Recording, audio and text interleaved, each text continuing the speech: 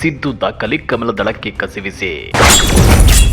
ಸಿದ್ದು ಕೈ ಪಕ್ಷದ ಕೊನೆಯ ಸಿಎಂ ಎಂದಿದ್ದೇಕೆ ಎಚ್ಚರಿಕೆ. ಕಮಲ ದಳಕ್ಕೆ ಡಿಕೆ ಭರ್ಜರಿ ತಿರುಗೇಟು.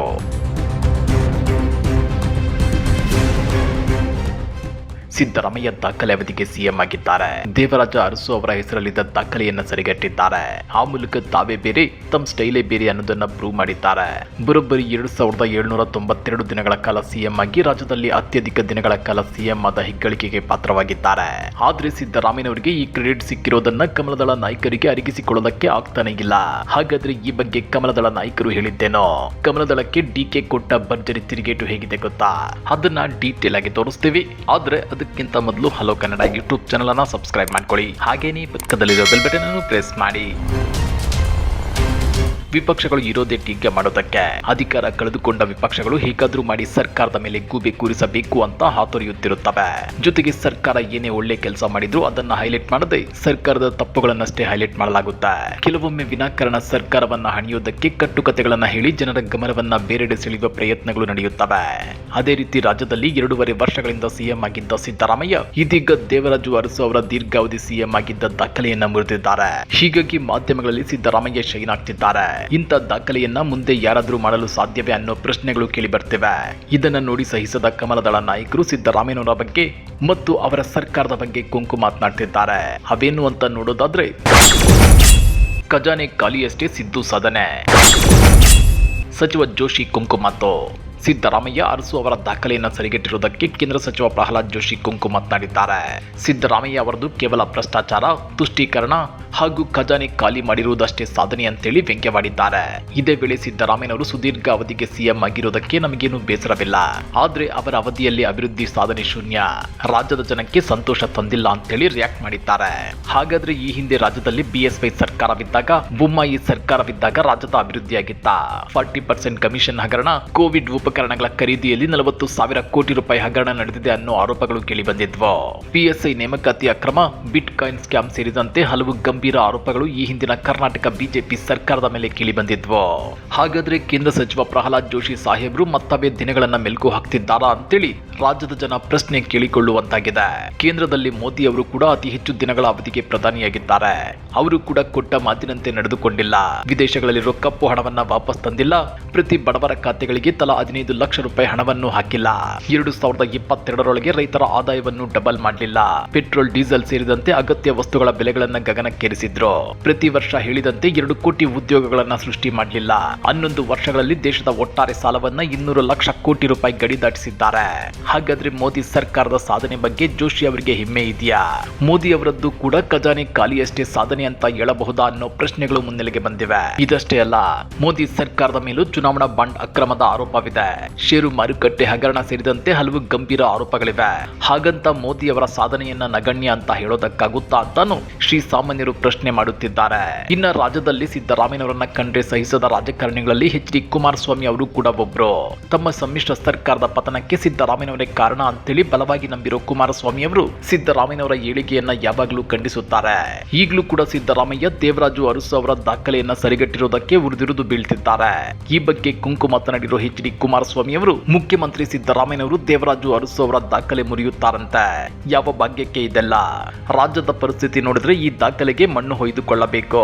ರಾಜ್ಯದಲ್ಲಿ ಇವರೇ ಕಾಂಗ್ರೆಸ್ ಪಕ್ಷದ ಕೊನೆಯ ಮುಖ್ಯಮಂತ್ರಿ ಆಗಲಿದ್ದಾರೆ ಅಂತೇಳಿ ಆಕ್ರೋಶ ವ್ಯಕ್ತಪಡಿಸಿದ್ದಾರೆ. ಹಾಗಾದ್ರೆ ಕುಮಾರಣ್ಣ ಹೇಳಿದಂತೆ ಸಿದ್ದರಾಮಯ್ಯನವರೇ ರಾಜ್ಯ ಕಾಂಗ್ರೆಸ್ನ ಕೊನೆಯ ಸಿಎಂ. ಹಾಗೆ ನೋಡಿದ್ರೆ 2023ರ ಚುನಾವಣೆಯಲ್ಲಿ 123 ಸೀಟು ಗೆಲ್ತೀವಿ, ರಾಜ್ಯದಲ್ಲಿ ಜೆಡಿಎಸ್ ಸ್ವತಂತ್ರವಾಗಿ ಅಧಿಕಾರಕ್ಕೆ ಬರುತ್ತೆ ಅಂತೆಲ್ಲ ಕುಮಾರಸ್ವಾಮಿ ಅವರು ಹೇಳ್ಕೊಂಡಿದ್ರು. ಆದ್ರೆ ಅವರ ಮಾತು ಅದ್ಯಾಕೆ ಈಡೇರಲಿಲ್ಲ? ಇದನ್ನ ನೋಡಿದ್ರೆ ಕುಮಾರಸ್ವಾಮಿ ಅವರದ್ದು ರಾಜಕೀಯ ದ್ವೇಷದ ಮಾತು ಅನ್ನೋದು ಚೆನ್ನಾಗಿ ಅರ್ಥವಾಗ್ತಿದೆ. ನಿನ್ನೆ ಬೆಂಗಳೂರಲ್ಲಿ ಪ್ರೆಸ್ ಮೀಟ್ ಮಾಡಿ ಮಾತನಾಡಿರೋ ಕುಮಾರಸ್ವಾಮಿ, ಕರ್ನಾಟಕದಲ್ಲಿ ದೀರ್ಘಕಾಲ ಆಡಳಿತ ನಡೆಸಿದ್ದೇನೆ ಎಂಬುದಾಗಿ ಕೊಚ್ಚಿಕೊಳ್ಳುತ್ತಿರುವ ಸಿದ್ದರಾಮಯ್ಯನವರು ಕೆಟ್ಟ ಆಡಳಿತಕ್ಕೆ ನಿದರ್ಶನ. ಅವರ ಆಡಳಿತದ ದಾಖಲೆಗೆ ಮಣ್ಣು ಹೊಯ್ದುಕೊಳ್ಳಬೇಕು ಅಂತ ಕಿಡಿಕಾರಿದ್ದಾರೆ. ಉತ್ತಮ ಆಡಳಿತಕ್ಕೆ ಸಾಕ್ಷಿಯಾಗಿದ್ದ ಕರ್ನಾಟಕ ಇಂದು ಕೆಟ್ಟ ಆಡಳಿತಕ್ಕೆ ನಿದರ್ಶನವಾಗಿದೆ. ದೇವರಾಜ್ ಅರಸು ಎಲ್ಲಿ, ಇವರಲ್ಲಿ. ಅರಸು ಅವರ ದಾಖಲೆ ಮುರಿಯುವುದಿರಲಿ, ರಾಜ್ಯದಲ್ಲಿ ಇವರೇ ಕಾಂಗ್ರೆಸ್ ಪಕ್ಷದ ಕೊನೆಯ ಮುಖ್ಯಮಂತ್ರಿ ಆಗಲಿದ್ದಾರೆ ಅಂತೇಳಿ ವ್ಯಂಗ್ಯವಾಡಿದ್ದಾರೆ.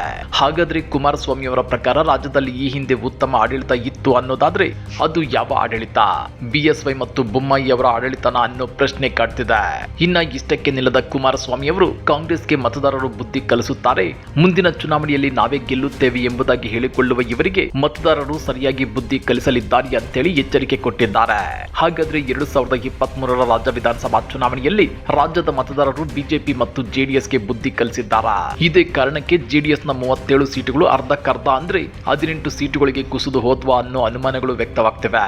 ಇನ್ನ ಇಷ್ಟಕ್ಕೆ ನಿಲ್ಲದ ಕುಮಾರಸ್ವಾಮಿ ಸಿದ್ದರಾಮಯ್ಯನವರ ಸರ್ಕಾರವನ್ನ ಮತ್ತಷ್ಟು ಟೀಕಿಸಿದ್ದಾರೆ.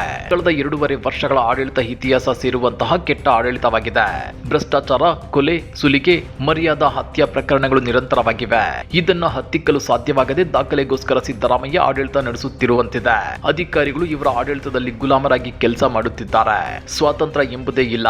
ಬ್ಯಾಟರಿ ಹಾಕಿ ಹುಡುಕಿದ್ರು ಒಬ್ಬ ಅಧಿಕಾರಿ ಸಿಗೋದಿಲ್ಲ ಅಂತೇಳಿ ಕಟುವಾಗಿ ಟೀಕಿಸಿದ್ದಾರೆ.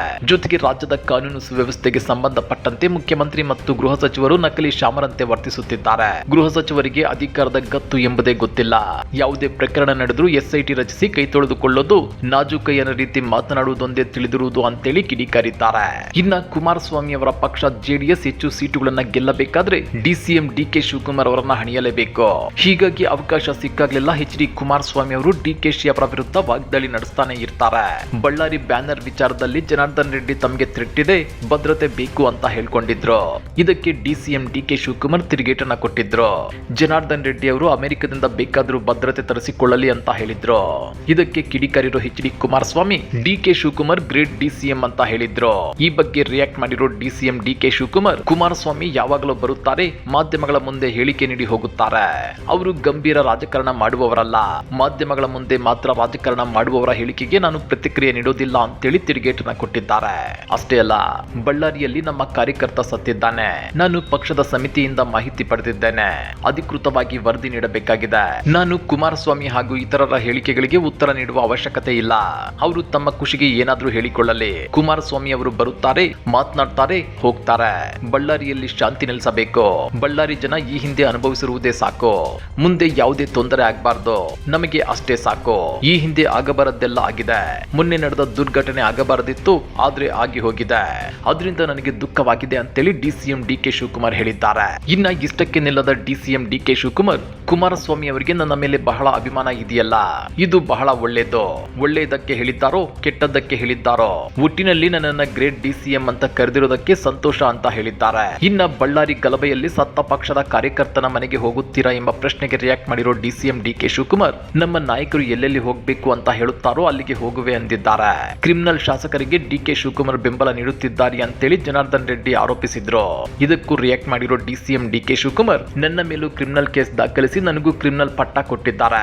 ಜನಾರ್ದನ್ ರೆಡ್ಡಿ ಅವರು ತಮ್ಮ ಇತಿಹಾಸದ ಪುಸ್ತಕವನ್ನ ತೆರೆದು ಯಾರ ಮೇಲೆ ಕ್ರಿಮಿನಲ್ ಕೇಸ್ ಇದೆ ಎಂಬುದನ್ನ ನೋಡಿಕೊಳ್ಳಲಿ ಅಂತೇಳಿ ತಿರುಗೇಟನ್ನ ಕೊಟ್ಟಿದ್ದಾರೆ. ಮಾಜಿ CM, ಶಾಸಕರು, ಸಂಸದರ ಮೇಲೆ ಕ್ರಿಮಿನಲ್ ಕೇಸ್ಗಳಿವೆಯಲ್ಲ, FIR ದಾಖಲಿಸಿದ ನಂತರ ನ್ಯಾಯಾಲಯದಲ್ಲಿ ತೀರ್ಪು ಬರೋವರೆಗೂ ಆ ಕ್ರಿಮಿನಲ್ ಅನ್ನ ಆರೋಪಿ ಅಂತಲೇ ಪರಿಗಣಿಸುತ್ತಾರೆ ಅಲ್ಲವೇ ಅಂತೇಳಿ DCM DK ಶಿವಕುಮಾರ್ ಪ್ರಶ್ನೆ ಮಾಡಿದ್ದಾರೆ. ಅದೇನೇ ಇರ್ಲಿ, ಆಡಳಿತಾರೂಢ ಕಾಂಗ್ರೆಸ್ ಸರ್ಕಾರ ತಮ್ಮ ಸಾಧನೆಯ ಬಗ್ಗೆ ಹೇಳಿಕೊಳ್ತಿದೆ. ಆದ್ರೆ ವಿಪಕ್ಷದಲ್ಲಿ ಕೂತಿರೋ ಕಮಲದಳ ನಾಯಕರು ಮಾತ್ರ ಇದ ಸಾಧನೆ ಅಂತೇಳಿ ಕೊಂಕು ಮಾತನಾಡ್ತಾ 2028ರ ಚುನಾವಣೆಗೆ ಮತದಾರರ ಮೈಂಡ್ ಸೆಟ್ ಮಾಡಲು ಇನ್ನಿಲ್ಲದ ಕಸರತ್ತುಗಳನ್ನ ನಡೆಸುತ್ತಿರೋದಂತೂ ಸುಳ್ಳಲ್ಲ. ಈ ಬಗ್ಗೆ ನೀವೇನಂತೀರಾ? ಕಮೆಂಟ್ ಮಾಡಿ, ವಿಡಿಯೋ ಲೈಕ್ ಮಾಡಿ, ಶೇರ್ ಮಾಡಿ. ಇಂಥ ಮತ್ತಷ್ಟು ರೋಚಕ ರಾಜಕೀಯ ಸುದ್ದಿಗಳನ್ನ ಮಿಸ್ ಮಾಡದೆ ನೋಡಬೇಕು ಅಂದ್ರೆ ಹಲೋ ಕನ್ನಡ ಯೂಟ್ಯೂಬ್ ಚಾನಲ್ ಅನ್ನ ಸಬ್ಸ್ಕ್ರೈಬ್ ಮಾಡ್ಕೊಳ್ಳಿ.